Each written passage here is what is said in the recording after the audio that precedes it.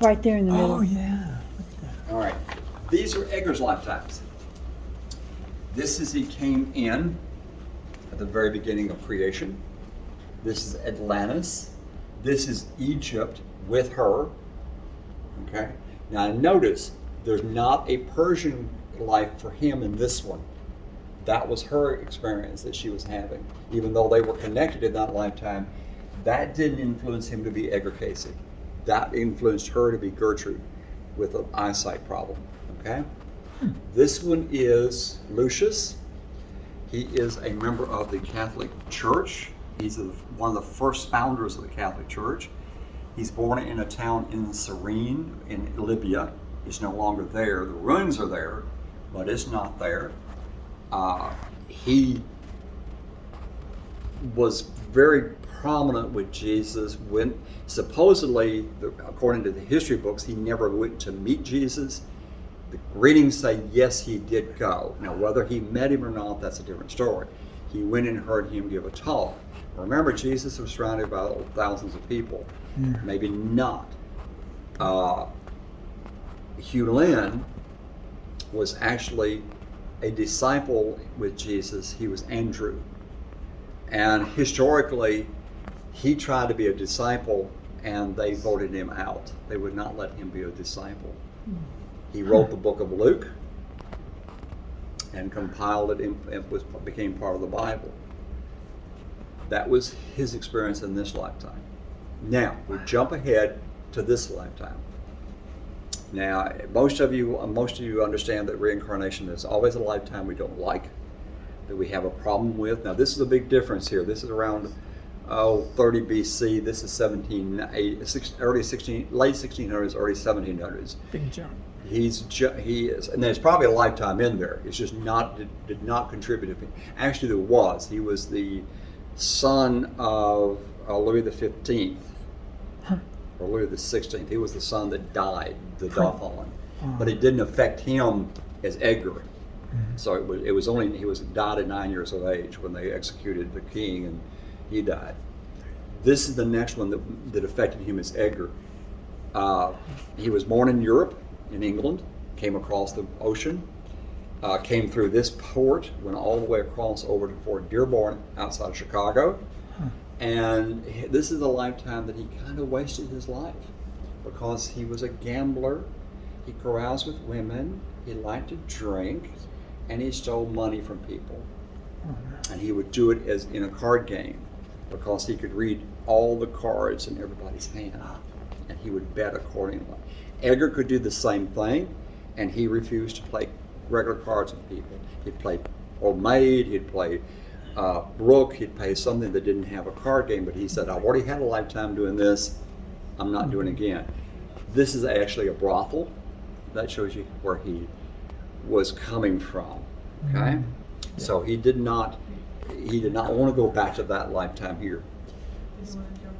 So now this boat here, he's being chased down the river by the natives. This boat overturns and he drowns. Now he's sitting in a barber shop here in Virginia Beach, and he's getting a haircut. In walks this son. Ooh, that's all right. Here comes this father with his son, and they're going to sit down. And he looks up and he said, "Dad, I know that man." And dad says, "You can't know that man. I don't know that man." And he said, "Oh yeah, he drowned with me on the boat." Now the son knew. Edgar didn't know till he actually said it, and then he realized that was one of the times that he drowned on the boat. They both. And the child's only 9 years old, but he picks up on Edgar being there. Right. Those are things that Edgar could do out of trance. He didn't have to be in his trance. I did a lecture on Gertrude because I wanted to know her role in the readings because we don't know much about Gertrude. Come to find out that she drove the car. Edgar didn't. Edgar never drove a car because he could see dead people. Would you want to be driving down the road and run over somebody that wasn't dead? Like walking. He could see them. The apparition, you could see them. Oh yeah, because he would give lectures sometimes, and there'd be empty chairs during the lectures, and he'd see the dead people sitting in the chairs and the live people.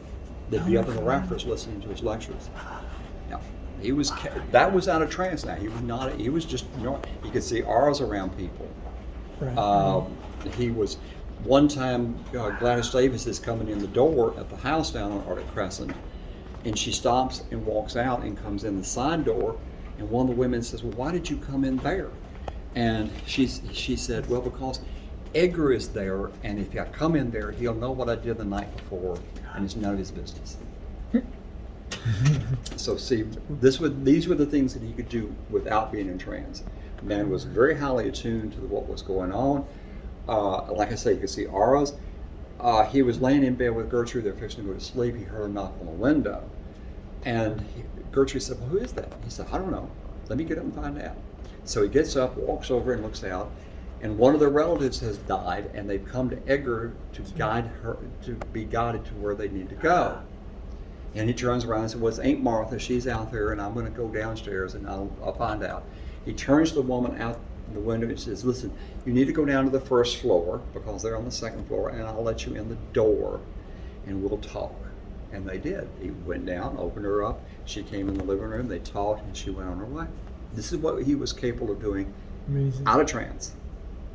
I mean, the man, you know, I mean, he had phenomenal dreams. He knew what was going on with people. So he was in a restaurant one time. A woman walks up and says, look, what do you want to eat? He says to her, do not marry the man you're thinking about. Do not marry them. And he laid out, and she says, why? And he laid out what was going to happen if she did. Now, it's her free will to make a choice to do that. Mm-hmm. He's not going to tell her, no, you can't. Just don't do it because this is what's going to happen.